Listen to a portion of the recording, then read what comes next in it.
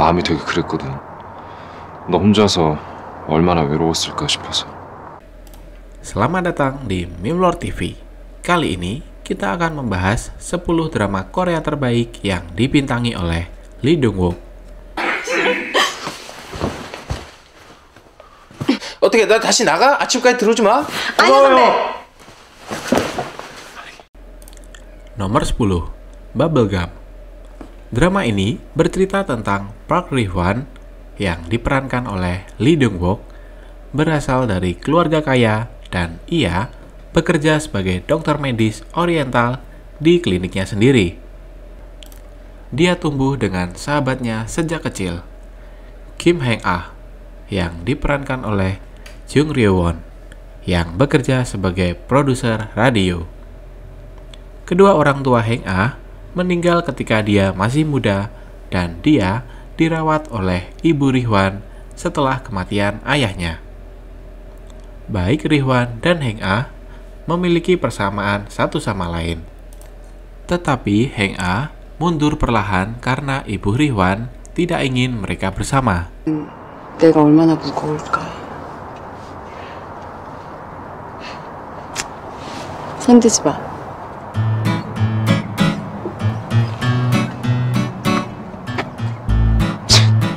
삐치지 마.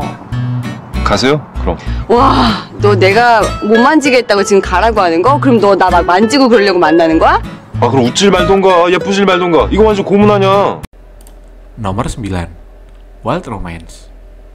Bercerita tentang seorang bodyguard bernama Yo Eun-jae yang diperankan oleh Lee Si-hyang dan seorang atlet baseball yang bernama Park Mu-yeol yang diperankan oleh Lee Dong-wook. Kedua tokoh utama berkenalan dalam sebuah insiden tabrakan dan terlibat pertikaian. Ternyata, pertikaian tersebut ada yang merekam dan kemudian menyebarluaskannya di internet. Padahal, saat itu Yo Eun-jae baru saja diterima di perusahaan jasa bodyguard. Untuk menyelamatkan karir Eun-jae, manajer di perusahaan bodyguard mengatakan bahwa Eun-jae adalah seorang bodyguard Moyeol. Dan insiden itu adalah video demonstrasi untuk Moyeol. 넌 어땠는데?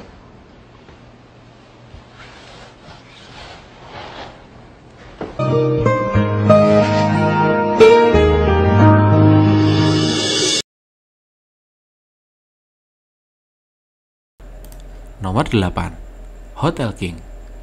Hotel King menceritakan tentang gadis pewaris sebuah hotel besar, satu-satunya hotel bintang 7 yang ada di Korea Selatan yang bernama Ahmone, yang diperankan oleh Lee Da-hae.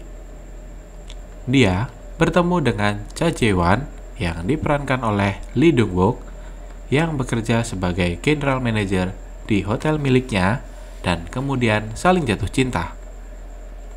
Jae-won adalah seorang yang ambisius dan bekerja keras, tetapi memiliki masa lalu yang sedih setelah dia dan ibunya ditinggalkan oleh sang ayah. Jae-won awalnya ragu untuk menyukai Ahmone karena mengira si gadis adalah adik tirinya.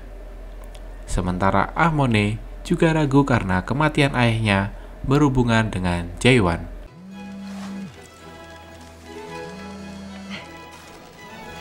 있습니다. 그럼 벌을 받아야지.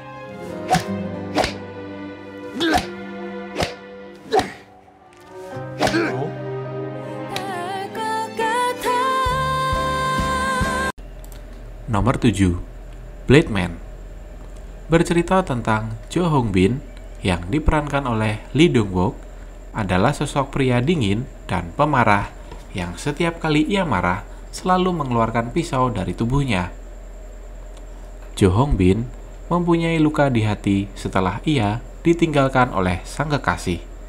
Hingga akhirnya datanglah seorang wanita yang bernama So Se-dong yang diperankan oleh Shin Se-kyung.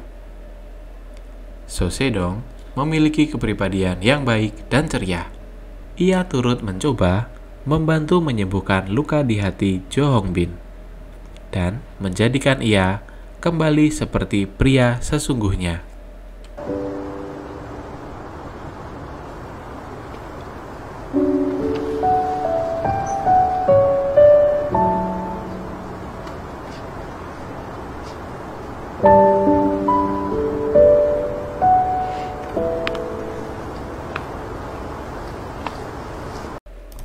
Nomor 6. Life. Ye Jin-ho yang diperankan oleh Lee Dong-wook merupakan seorang dokter bagian gawat darurat di Rumah Sakit Universitas Sangkuk, di mana Jin-woo sangat menghormati direktur utama rumah sakit tersebut. Akan tetapi, pada suatu ketika, adik Jin-woo, Ye Sun-woo, memberi berita bahwa sang direktur telah melakukan tindak korupsi yang mengambil uang subsidi dan dimasukkan ke dalam rekeningnya. Pada saat bersamaan, sang direktur pun meninggal karena jatuh dari atap apartemen. Ia yakin kematian itu adalah konspirasi dan bersumpah untuk mengungkap fakta yang sebenarnya.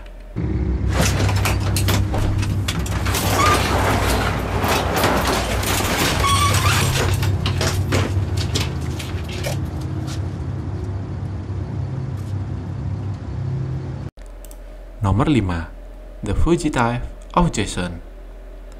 Lee Dong-wook di sini berperan sebagai dokter istana bernama Choi Won yang dituduh membunuh sahabatnya sendiri, dokter istana bernama Min Do-sang.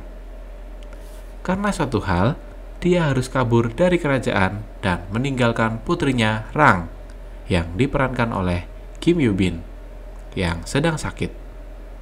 Sesekali, Choi Won menyelinap ke istana untuk mengobati putrinya dan melihat keluarganya yang kini menjadi budak di istana. Dalam upaya membersihkan nama baiknya, Choi Won dibantu dokter istana bernama Hong Da-in yang diperankan oleh Song Ji-hyo.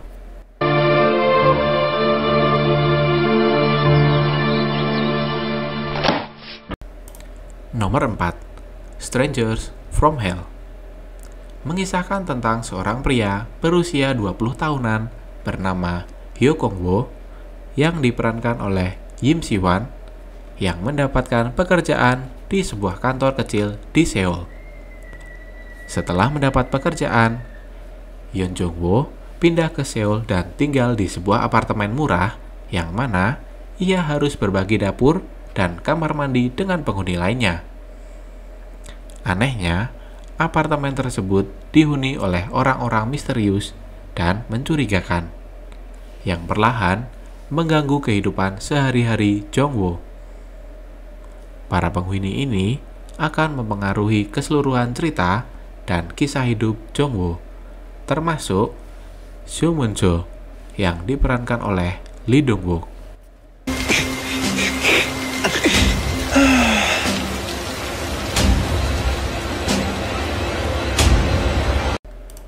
Nomor 3.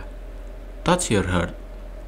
Menceritakan tentang seorang pengacara profesional dan perfeksionis bernama Kwon Jung-rok yang diperankan oleh Lee Dong-wook yang terpaksa bekerja dengan seorang artis bernama Oh Yeon-soo yang diperankan oleh Yo In-na sebagai sekretarisnya. Yo In-soo adalah seorang aktris yang terkenal dan karirnya sedang terpuruk oleh sebuah skandal 2 tahun sebelumnya. Dia merupakan artis dengan penampilan yang sangat cantik, tetapi memiliki kemampuan akting yang buruk. Untuk bisa bermain dalam sebuah drama karya penulis favoritnya, Yeon-soo diminta memperdalam kemampuannya berakting dengan menjadi sekretaris pengacara sungguhan. 긴장돼서 오진심 씨 볼 생각을 하니까 낯설기도 하고 어색하기도 하고 또 설레기도 하고. 나도 그랬는데. 저도 변호사님이 오신다고 하니까 막 별의별 상상이 다 들고.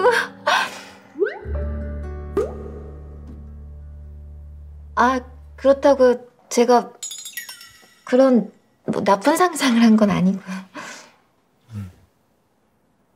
나쁜 상상이라면 혹시 아, 그게 그러니까 Nomor 2. Tale of the Ninetale. Tale of the Ninetale merupakan drama urban fantasi yang secara garis besar menceritakan tentang kisah seorang Gumiho bernama Leon yang diperankan oleh Lee Dong-wook yang menetap di kota. Ia dulunya merupakan seorang dewa yang tinggal di Gunung Baekdu. Namun, saat ini ia hanya bertugas sebagai perantara antara dunia nyata dan dunia roh. Tugas utama dari Leon adalah membersihkan masalah yang ditinggalkan oleh para hantu. Keberadaan Leon membuat seorang PD bernama Jin-ah yang diperankan oleh Jo Bo-ah mati-matian mencari tahu keberadaan Gumiho di dunia nyata untuk dimasukkan ke dalam program televisinya. 당신이 내가 준 유일한 단서야. 우리 싸우지 말고 내기하자요. 내가 속한 세상으로 돌아가 어둠에 길들여진 인간을 Nomor 1. Guardian, The Lonely and the Great God. Lee Dong-wook memerankan sosok malaikat maut yang jatuh hati pada seorang perempuan yang rupanya merupakan reinkarnasi mantan istrinya dari masa lalu. Dikisahkan, pada masa lalu, dirinya adalah seorang raja dari Goryeo bernama Wangyo. Raja Wangyo yang cemburu pada kemampuan dan pamor kakak iparnya mencoba menyingkirkan kakak ipar yang bernama Panglima Kim Shin yang diperankan oleh Gong Yoo dan menjadi dalang terbunuhnya permaisuri atau istrinya sendiri. Sebuah kejadian membuat Kim Shin yang sudah mati kembali hidup oleh kuasa dewa dan menjadi goblin. Tak disangka, pada 800 tahun kemudian, Goblin Kim Shin dan Raja Wangyo kembali bertemu tanpa saling menyadari satu sama lain. Wangyo telah berubah menjadi malaikat maut yang sama sekali tidak memiliki ingatan akan masa lalunya. Keduanya terjebak tinggal serumah setelah si malaikat maut menyewa salah satu kamar di rumah mewah milik Goblin. 네가 이사 가라고 알려줬어? 이사 가라고 알려주려 왔는데 알아서 갔네. 이사 간다고 내가 못 찾을 것 같아? 응. 못 찾았잖아 10년 동안. 내가 봤을 땐 걔가 이사를 안 가도 넌 못 찾겠는데? 제가 이게 지금 돈 주신 거예요? 도와주겠다는 사람한테? 저 그냥 당황해서 고맙습니다. 도깨비와 얼굴 붉히는 우를 범해보시겠다? 사자와의 계약이 어떤 건지 잘 알 텐데. 할 수 없네. 빈방 많으니까 써. 내 집이다 생각하고. 내 집이야. 내 집이야. 도깨비터에서 도깨비를 쫓아낼 수 있어. 문의 전화를 받기 위해 밖으로 나오자 전화가 끊기고 불안해. 수상한 신입 직원에게서 나던 향을 맡게 된 재환은 당황한다.